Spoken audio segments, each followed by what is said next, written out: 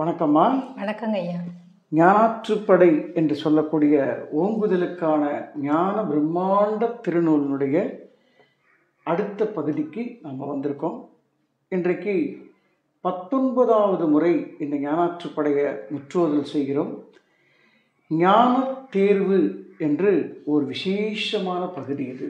ஞானாற்றுப்படையை முதல் பகுதி அறிமுகப் பகுதி, இரண்டாவது பகுதி காணிக்கை வைத்தல், மூன்றாவது பகுதி ஞான தேர்வு. இதை கொஞ்சம் அப்படியே படிப்படியாக போகிறோம். இதுக்கு நாம் இறைவன் நமக்கு அளித்த ஒரு புதிய திருநாமம் சப்த நிசப்தம். அதாவது மௌனத்திற்குள் இருக்கக்கூடிய சப்தமும் சப்தத்திற்குள் இருக்கக்கூடிய மௌனமும் ஒரே மையத்தில் சந்திக்கக்கூடிய அந்த அற்புதத்துக்கு பேர் தான் சப்த நிசப்தம். இந்த ஞான தேர்வு தொடங்குவதற்கு முன்னாடி காணிக்கை வைத்தல் பகுதியில் சில விஷயங்களை பார்த்தோம். என்ன பார்த்தோம் அப்படின்னா, நம்ம என்ன காணிக்கை வைக்கிறது? மன்னிப்பு, நன்றிகள், பணி. இந்த மூன்றையும் காணிக்கை வைத்தால் இறைவன் ஏற்றுக்கொள்வானா என்ற கேள்வியோடு அந்த சூரிய கவிராயர் எல்லாருக்கும் வழிகாட்டிட்டு இருக்காரு. அப்போ என்ன காணிக்கை வைக்கிறது அப்படின்ற உனக்கு ஒரு தேர்வு வைப்பான் மகனே. அது என்ன தேர்வு? எப்படிப்பட்ட தேர்வு? அந்த தேர்வை நாம் எழுதணுமா இல்லை நமக்காக அவன் எழுதுவானா அப்படின்ற ஒரு ரகசியத்தோட பயணிப்போம். ஞான தேர்வினுடைய முதல் விருத்தத்தை வாசிக்கலாமா? வாசிக்கலாங்க ஐயா. காணிக்கை என்று சொல்லி கை கூப்பி வைத்த மூன்றும் காணிக்கையாமோ அந்த கருமூலன் மயங்கா. காணிக்கை என்று சொல்லி கைகூப்பி வைத்த மூன்றும் காணிக்கையாமோ அந்த கருமூலன் மயங்கா. எந்த காணிக்கை தந்தால் எல்லா கர்மமும் தீரும் அந்த காணிக்கை வைக்க உனக்கோர் காருண்யம் செய்வேன் ஏற்பாய்.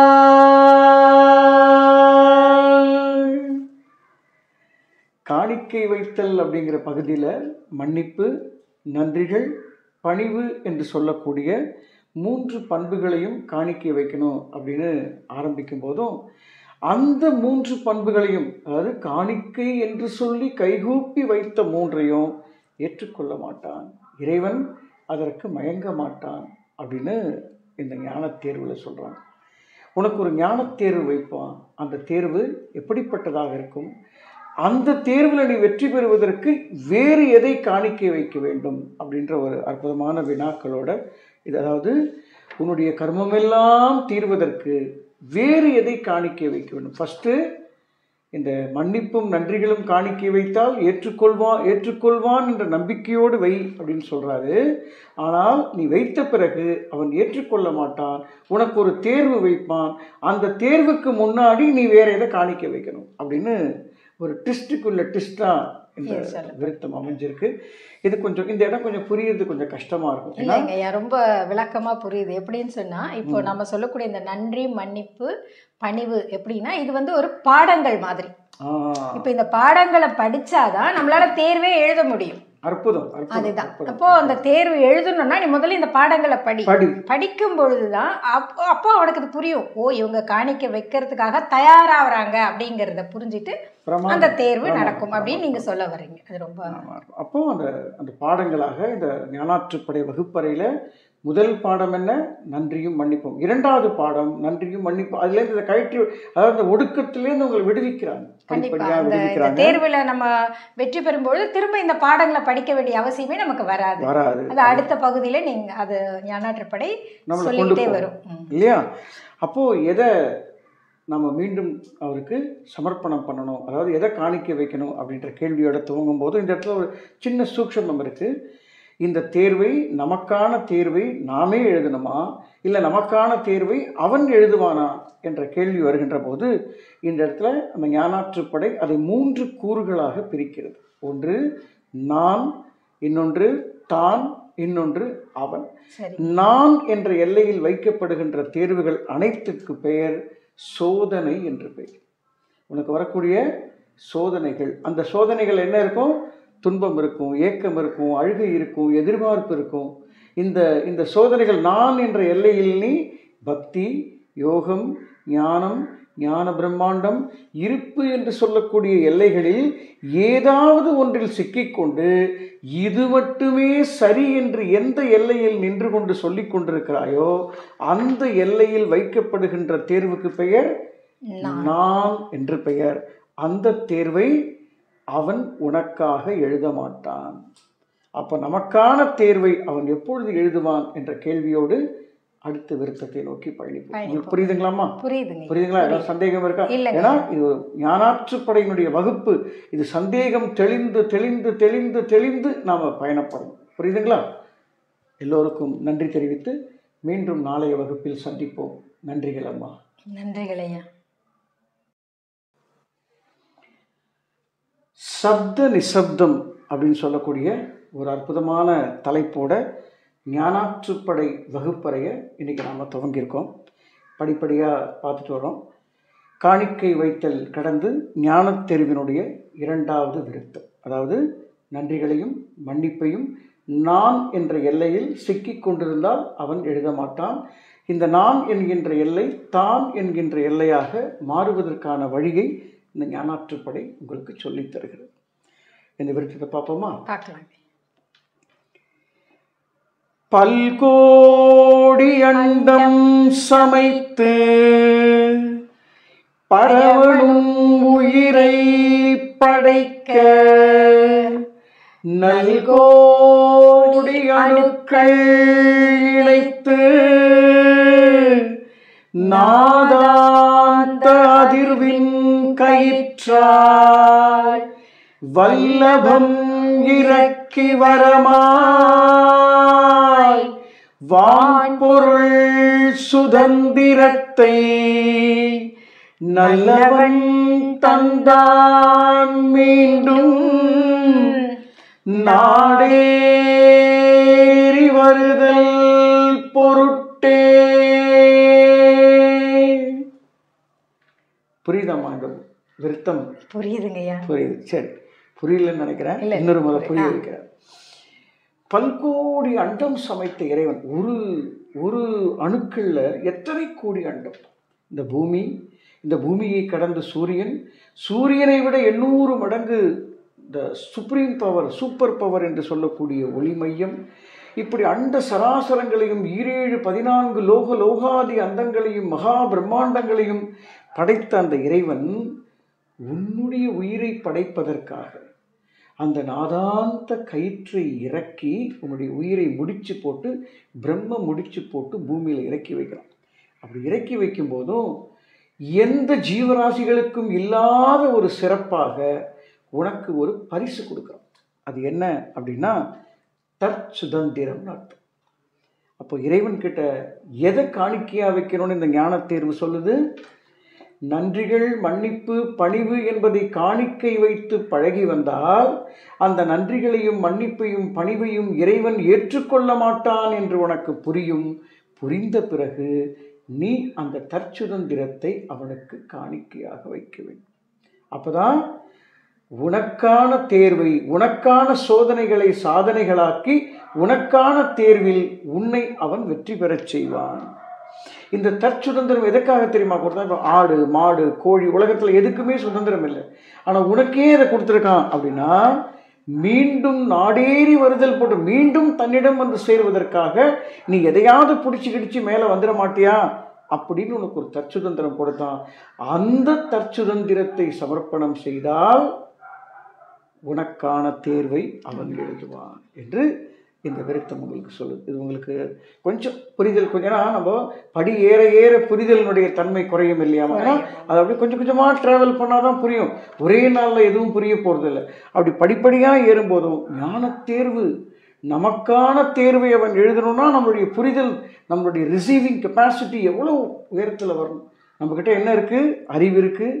அறிவினால் அறிவு பெருக்கம் வருது, அறிவு நுட்பம் வருது, ஸ்கில். உன்னால் எந்த காரியத்தை வேணால் பண்ண முடியும். ஒரு ரூபாய் பெருமானம் உள்ள ஒரு பொருளை வைத்துக்கொண்டு அதை 1 கோடி ரூபாய் பெருமானம் உள்ள அழகு சாதனமாக உன்னால் மாற்ற முடியும். ஏன்னா உன்னுடைய ஸ்கில் இது, அறிவு நுட்பம்.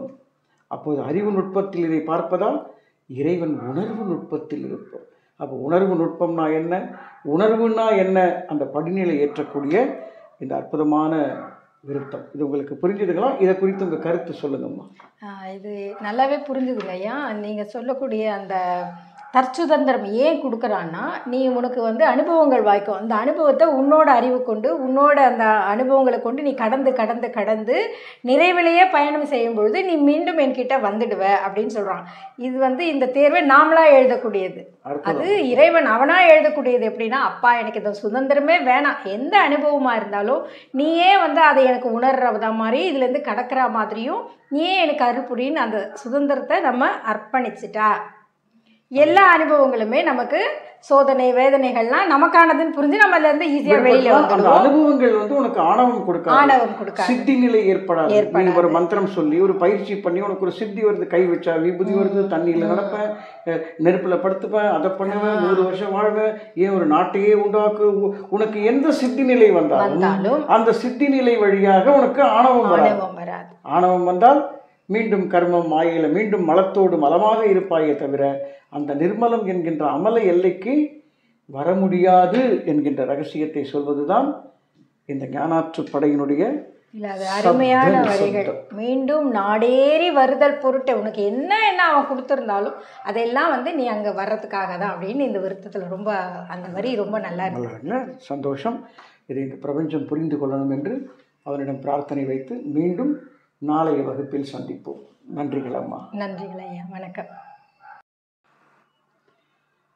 ஞானாற்று படையினுடைய 19வது முற்றோதல் நிகழ்வில் சப்த நிசப்தம் என்ற ஒரு அற்புதமான வகுப்பறையில் நாம் சேர்ந்திருக்கோம். இன்றைக்கு ஞான தேர்வு என்று சொல்லக்கூடிய ஒரு அழகான பகுதியில் 3வது விருத்தத்தில் நாம் சந்திக்கிறோம் இல்லையாம்மா? இந்த 3வது விருத்தம் என்ன சொல்லுது அப்படின்னா, தற்சுதந்திரத்தை எப்படி சமர்ப்பணம் பண்ணுறது, தற்சுதந்திரம் என்று ஒன்று இருக்கிறது என்பதை போன விருத்தத்தில் உங்களுக்கு அறிமுகப்படுத்தினோம். அதை எப்படி சமர்ப்பணம் பண்ணுறது. அப்போ அடுத்த கேள்வி, அந்த சுதந்திரத்தையாவது அவன் ஏற்றுப்பானா? கேள்வி வருமா? சரி பார்ப்போமா.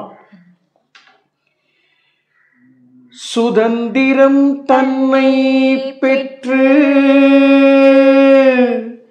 சுயமாக கர்மம் சேர்த்து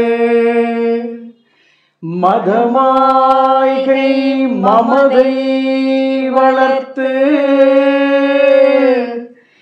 மனவிருப்ப விகாரம் பெருக்கி பதமாக்க தந்தவரத்தால்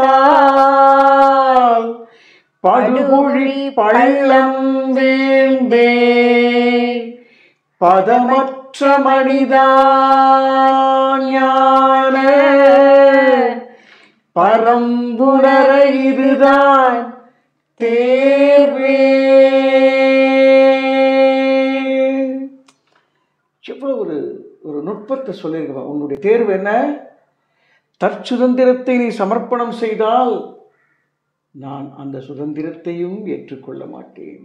ஏனென்றால் உனக்கு பதமாக்க நான் கொடுத்த சுதந்திரத்தை பயன்படுத்தி நீ கர்மம் சேர்த்து வைத்திருக்கிறாயே, கர்மத்தை கொண்டு கர்மம் பெருக்கி வைத்திருக்கிறாயே. எனக்கு எதற்கப்பா அந்த கசடு கழிவுகள் எல்லாம்? மன்னிப்பையும் ஏற்றுக்கொள்ள மாட்டான், நன்றிகளையும் ஏற்றுக்கொள்ள மாட்டான், பணிவையும் ஏற்றுக்கொள்ள மாட்டான், தற்சுதந்திரத்தையும் ஏற்றுக்கொள்ள மாட்டான். எப்படியடா நான் அந்த மகாஸ்ரீ இருப்பை அடைவது? அப்போ பரம்புணர நான் எதையும் ஏற்றுக்கொள்ள மாட்டேன் என்று இறைவன் உனக்கு ஒரு தேர்வை, இங்குதான் உனக்கு ஒரு தேர்வு. அப்ப நான் எதெல்லாம் உனக்கு கொடுக்கிறது? என்ன நான் உனக்கு கொடுத்தால் நீ என்னை ஏற்றுக்கொள்வாய்?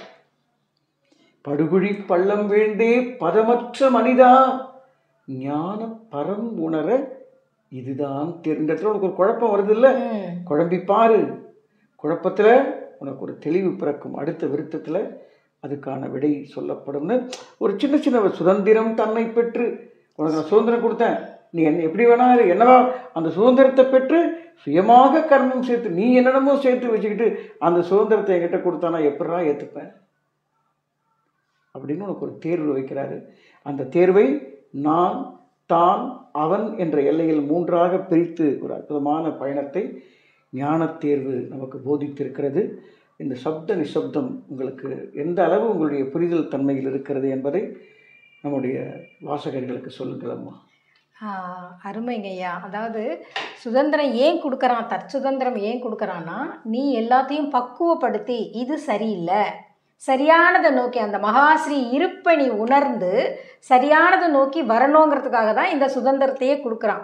ஆனால் நீ என்ன பண்ணுற, இருப்புங்கிற ஒன்று இருக்கிறதையே மறந்துட்டு மதமாய்கை இந்த மதங்கள்கிட்டையும் மற்றவங்ககிட்டையும் போய் மாட்டிக்கிட்டு அதை ஒன்று சரின்னு சொல்லி எதை உனக்கு பதமாக்க கொடுத்தாங்களோ அதை அந்த படுகுழி பள்ளத்தில் விழறதுக்காக அந்த சுதந்திரத்தை பயன்படுத்துகிறோம். அந்த மதங்களுக்கு ஒரு அழகான பேர் சொல்றாங்க பாருங்க, மன விருப்ப விருப்பத்துல போய் வழிபாடுகளையும் சடங்குகளையும் சிக்கிக் கொள்ளக்கூடிய மன விருப்ப விகாரம் பெருக்கக்கூடியது. உங்களுடைய சுதந்திரம் எதுக்கு பயன்படுது? உன் மதம் பெரிதா, என் மதம் பெரிதா, நீ மதத்துக்குள்ள சிக்கிட்டு இருக்க. அற்புதம், அற்புதம். மகாஸ்ரீ இருப்ப உணர விடாம எதெல்லாம் செய்யுதோ அதெல்லாம் போய் நம்ம மாட்டிக்கிட்டு இறைவன் சொன்னான், இறைவன் கொடுக்குறான் அப்படின்னு நம்ம அந்த மாய்கையிலேயே இருக்கிறோம். அப்போ அதுல இல்லாம நீ விலகி வந்தாதான், பதமா நீ வந்தாதான் அந்த பரம் உணர்றதுக்கான தேர்வே இதுதான் அப்படிங்கிற மாதிரி இந்த விருத்தம் சொல்லுது. ரொம்ப அற்புதங்க ஐயா, ரொம்ப நன்றி. இதை பார்க்கக்கூடிய நம்முடைய ஓம் தீக்ஷா யூடியூப் சேனல் வியூவர்ஸ் இதை சரியாக புரிந்து கொள்ள வேண்டும்.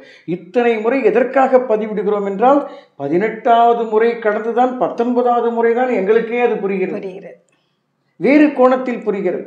ஸோ தொடர்ந்து வாசியுங்கள். இதை எல்லா நாளும் ஒரு நாளும் ஒரு விருத்தத்தை வாசித்து படிப்படியாக அந்த இருப்பை நோக்கி பயணிப்போம் என்று சொல்லி இன்றைய ஞானாற்றுப்படை வகுப்பறையில் என்னுடைய பணிவான வணக்கங்களை சமர்ப்பித்து நாளை சந்திப்போம் அம்மா. நன்றிகள். வணக்கங்க ஐயா. வணக்கம். வணக்கம்மா. வணக்கங்க ஐயா. இன்னைக்கு ஞானாற்றுப்படை வகுப்பறைக்கு வந்திருக்கீங்க.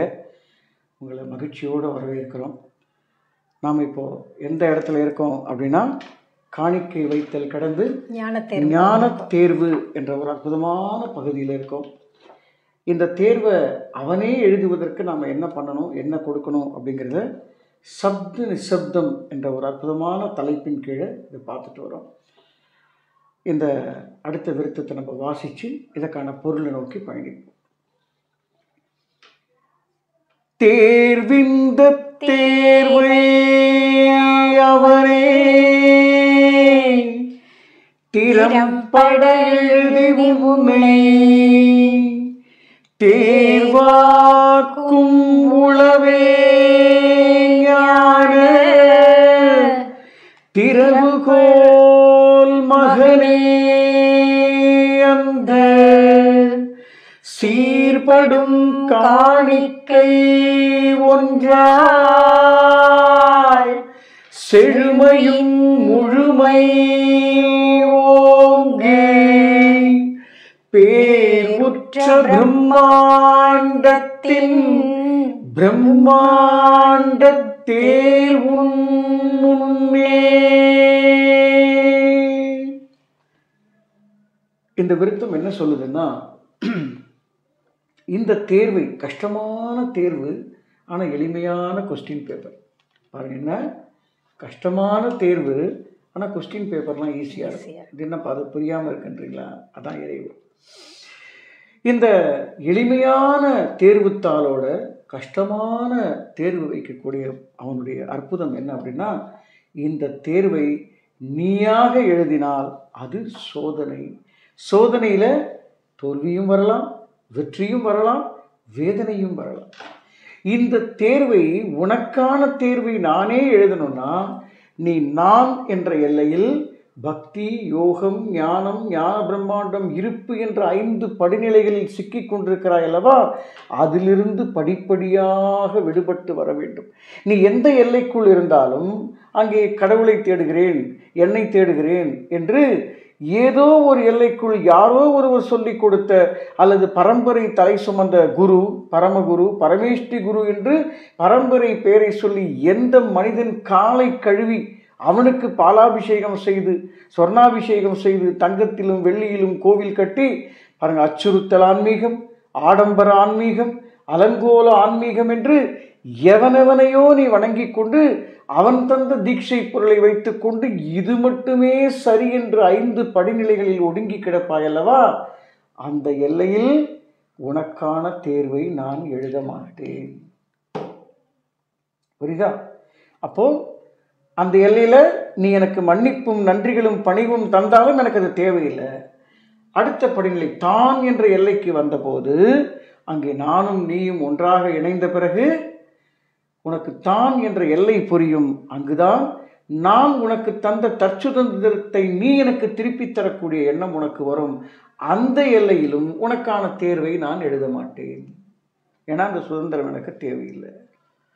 அப்போ எப்போதான்ப்பா எனக்கான தேர்வை எழுதி என்ன உன்னோட சேர்த்துப்பேன், எப்போ எனக்கு வெற்றி தருவேன்? பாருங்க, இது எளிமையா இருக்கு, ஆனால் கஷ்டமா இருக்கு. தேர்வு கொஸ்டின் பேப்பர் ஈஸியா இருக்கு, ஆனால் தேர்வு அறை கஷ்டமா இருக்கு.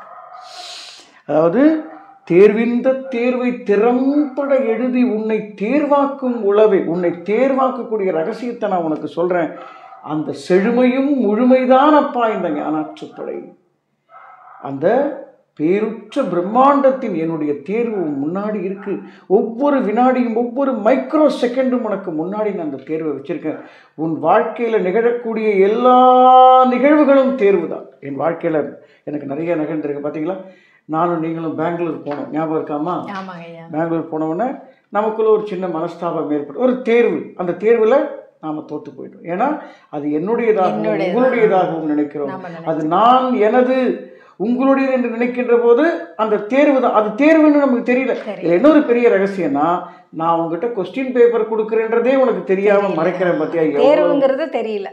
அதுதான். பார்த்தீங்களா, நம்ம வாழ்க்கையில இறைவன் நம்ம ஞானாற்றுப்படைய பேசிட்டு இருக்கோம், ஆனால் நமக்கு தேர்வு வைக்கும் போதும் இது கொஸ்டின் பேப்பர்னே நம்ம கண்ணில் காட்டலாம். ஆனால் தோக்கடிச்சுட்டானே, வருத்தப்பட்டோம் இல்லையா? 2 நாள் சண்டை போட்டோம், வாய்ப்பு கொடுப்பான். 2 நாள் சண்டை போட்டோமா? அதுதான். அப்படித்தான் தேர்வு எளிமையா இருக்கும். கொஸ்டின் பேப்பர் எளிமையா இருக்கும், தேர்வு கஷ்டமா இருக்கும். இன்னொரு பெரிய கொடுமை என்னன்னா, இது கொஸ்டின் பேப்பர்னே தெரியாம இருக்கும். அதுதான்.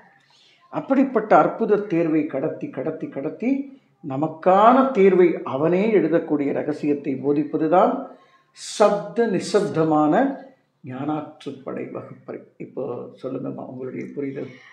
நீங்கள் சொன்ன மாதிரி அது தேர்வு தான் அப்படின்னு எது நமக்கு மறைக்குதுன்னா, நானுங்கிற அந்த ஆணவம். நான் தான், நான் செய்கிறேன், நான் பார்த்துக்கிறேன், இது வந்து ஐயோ என்னால் முடியாது அப்படிங்கிற அந்த நானுங்கிற ஆணவம் மறைக்கிறதுனால தான் அது தேர்வு பேப்பர், அதில் ஒரு கொஸ்டின் இருக்குது, அதில் வந்து கேள்வி இருக்குது. அப்போ அந்த கேள்விக்கான பதிலாக தான் நாம் இயங்கிக்கிட்டு இருக்கோன்றதை நமக்கு தெரிய மாட்டேங்குது. அற்புதம். அதுதாங்க ஐயா. அப்படி அது உணர்ந்துட்டோம்னா அப்போ தன்னாலேயே வந்து இது எல்லாம் நடக்கிறதெல்லாம் நமக்கானது தான், இது இந்த தேர்வு வந்து இறைவன் நம்மளை எழுதுறதுக்காக தான் இந்த சம்பவங்கள்லாம் நடக்குது அப்படின்னு புரிஞ்சுக்கிட்டோம்னா நம்ம அதுலேருந்து தேர்வாகிடலாம். ரொம்ப சிம்பிள். ரொம்ப சிம்பிள். எல்லா நிகழ்வுகளும் தேர்வே.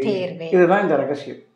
எல்லா நிகழ்வுகளும் தேர்வே அப்படிங்கிற ரகசியத்தோட நாம் இந்த ஞான தேர்வினுடைய அடுத்த விருத்தத்தை நோக்கி பயணிப்போமா? பயணிப்போங்க. ரொம்ப அற்புதம். ஏன்னா நம்மளுடைய வாழ்க்கையை நாம் இங்கே மையப்படுத்தும் போதும் நமக்குண்டானதும் இதுவும் தேர்வு தான். உங்களுக்கான மட்டுமல்ல நண்பர்களே, எங்களுக்கும் எல்லோருக்குமான தேர்வை உயிர்த்துளிகளுக்கு அவன் வைத்து வைத்து பக்குவப்படுத்துகிறார் என்பதை சொல்லி நாம் அடுத்த விருத்தத்தில் சந்திப்போம்.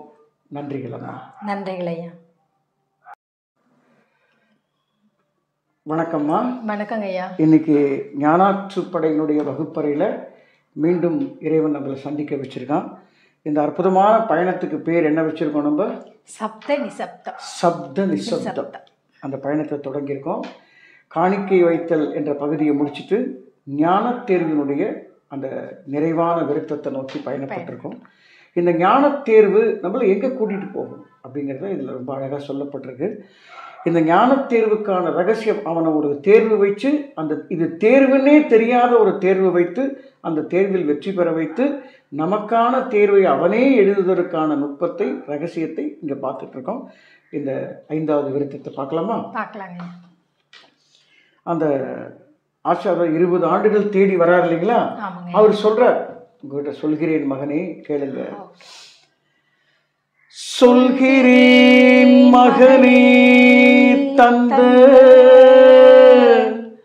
சுதந்திர தற்சார்பதனை வல்லவன் அவனுக்கு வானுடன் வையம் முழுதும் சொல்லும் இப்பொழுதில் அளித்து சொல்லனா சுகத்தை நிரப்பி பல்லூழி கர்ப்பாந்த கால பரிசளித்தருள்வான் அவனே. அடடா, இந்த தேர்வுக்கு நீ வெற்றி பெற்றுட்டா அவன் என்ன பரிசு கொடுப்பான்? பல்லூழி கர்ப்பாந்த கால பரிசளித்தருள்வான் அவனே. என்ன அற்புதம்! அதாவது சொல்லும் இப்பொழுதில் சொல்லனா சுகத்தை தருவான். கர்ப்பாந்த காலம், அது ஒரு அருமையான வரிகளை. அதாவது மீண்டும் பிறவாமை தான் நம்ம பயன் நினைக்கிறோம். நீ எத்தனை பிறவி எடுத்தாலும் கூட நான் உனக்கு ஞாபகமா வரும். ரொம்ப பல்லூடி கர்ப்பாந்த காரணி. எல்லா ஞானிகளும் பிறவாமை வேண்டும், பிறக்கக்கூடாது, கவலைப்படாத, பிறந்தாலும் நான் உனக்கு பரிசாதான் இருப்பேன். நீ எத்தனை பிறப்பு பிறந்தாலும் நான் உன்னோடு இருப்பேன். ஞானாற்றுப்படையினுடைய தலைகீழ் சூத்திரம். அதை விட எனக்கு ரொம்ப பிடிச்ச வரிகள், வல்லவன் தன்னுடைய தற்சுதந்திரத்தை அவனுக்கு கொடுத்துட்டா வானுடன் வையம் முழுதும் சொல்லும் இந்த மைக்ரோ செகண்ட்ல அவனுக்கு அளித்து சொல்லும் இப்பொழுதில் அளித்து சொல்லனா சுகத்தை நிரப்பக்கூடிய அற்புதம். இது என்னம்மா புரியல? நல்லா தானே இருக்கு, ரொம்ப அருமையா, நல்லா தானே போயிட்டு இருக்கு. சொல்லனா சுகத்தை நிரப்பி பல்லூழி கர்ப்பாந்த கால அந்த பரிசை தரக்கூடிய அந்த அற்புதமான வரிகள், அற்புதமான தமிழ் சுவையும் இசைச்சுவையும் நிரம்பி நாம் இதை பாடல்களாக பண்ணியிருக்கோம், விருத்தங்களாக பண்ணியிருக்கோம், முற்றோதுதலாக ஓதுதல் முறையில் ஓதிக்கிட்டு இருக்கோம். ரொம்ப பிரம்மாண்டமான வாய்ப்பை கிட்டத்தட்ட இந்த ஓம் தீக்ஷா யூடியூப் சேனலில் 19 முறை நாம் இதை பயணப்பட்டிருக்கோம். இன்னும் பல ஆயிரம் முறைகள் இதை சொல்வதற்கு இறைவன் நமக்கு ஆற்றலும் பணபலமும் படைபலமும் பிரபஞ்ச பலமும் ஞான பலமும் ஞானியர்கள் பலமும் மகாஸ்திரி இருப்பின் பிரம்மாண்ட பலமும் வழங்கி இந்த ஞானாற்றுப்படை இந்த உலகத்துக்கு போதிப்போம். இது நமக்குற்ற தேர்வு. இந்த தேர்வு நம்மளை எங்கே கொண்டு போய் நிறுத்த போகுது தெரியுமா? எந்த இடத்துல கொண்டு போய் நிறுத்த போகுது அப்படிங்கிற ரகசியத்தை நாம் அடுத்த விருத்தத்தில் பார்ப்போம். இது உங்களுக்கு என்ன புரிஞ்சிருக்கு? இதனுடைய இந்த தேர்வினுடைய ரகசியம் புரியுதுங்களா? காணிக்கை வைத்தல் தேர்வு. சொல்லுங்கம்மா, உங்களுடைய கருத்து சொல்லுங்க.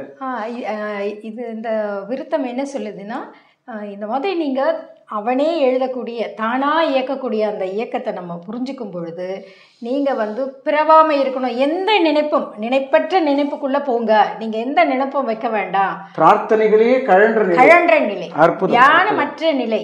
நீங்க ஒரு பெரிய தியானம், தவமாய்கை சொல்லிடுது. அந்த தவத்தையே மாய்கை சொல்றாங்க. தியானமே மாய்கை. ஞானாற்றுப்படை ரொம்ப அழகா சொல்லுது. ரொம்ப எளிமையா என்னை நீங்கள் வந்தடையலாம். உங்கள் பிறவி ஒரு நிறைவாகும். எப்படி நிறைவாகும்னா, இதை உணர்ந்து கொள்ளுங்கள். இதுதான் தேர்வு அப்படிங்கறத புரிஞ்சுக்கோங்க. வேற எதுவும் வேணாம். பாருங்க, தீட்சை கழன்று, தவம் கழன்று, தியானம் கழன்று, ஒடுக்கம் கழன்று, ஓங்குதலுக்கான எல்லைக்கு மதம் கழன்று, மார்க்கங்கள் கழன்று, வழிபாடு கழன்று, சடங்குகள் கழன்று, ஒரு பரிசுத்தமா ஒரு ஃபில்டர். இந்த கழன்றுனா என்ன அர்த்தம்னா, வடிகட்டி உயிர்த்துறையை ஃபில்டர் பண்ணி நமக்கான தேர்வை அவன் எழுதி ஒரு இடத்துக்கு கூட்டிட்டு போறான். போலாமாமா அந்த இடத்துக்கு? கண்டிப்பாங்க. அவனை நோக்கி பயணிப்போம். வானுடன் வையம் முழுதும் நீ எந்த காலம் பிறந்தாலும் உனக்கு அத்தனை பரிசும் நான் கொடுக்க தயாரா இருக்கேன். இதை நீ உணர்ந்து கொள். அந்த இருப்பை அறிந்து கொள். இந்த ஞானாற்றுப்படையை முழுவதுமாக நீ உணர்ந்து வாசிக்கும் பொழுது இது அத்தனையும் உனக்கு வாய்க்கும். இதுதாங்க அற்புதம். எல்லோருக்கும் இது புரியட்டும், விளங்கட்டும். எல்லா உயிர் துளிகளும் அந்த பிரம்மாண்டத்தை அனுபவிக்க எல்லாம் வல்ல இருப்பை வணங்கி இந்த வகுப்பை நிறைவு செய்வோம். நாளை வேறு ஒரு அற்புதமான பதிவில் நாம் நாளை தான் இந்த ஞானாற்றுப்படையினுடைய மையப்பகுதியான ஹார்ட் பீட் என்று சொல்வார்கள், ஞானாற்றுப்படை எங்கே நம்மை அழைத்து செல்கிறது? காணிக்கை வைத்து ஞான தேர்வு முடிந்தவுடன் வெற்றி பெற்ற அந்த உயிர் துளியை அவன் எங்கே அழைத்து செல்லப் போகிறான் என்பதை சொல்லக்கூடிய ஞானாற்றுப்படையின் ஹார்ட் பீட்டான பகுதிக்கு நாளை செல்வோம். மிகுந்த மகிழ்ச்சியோடு உங்களை வணங்கி நாளை சந்திப்போம். நன்றிகளும் வணக்கங்களும். நன்றிகளும் வணக்கங்களும் ஐயா.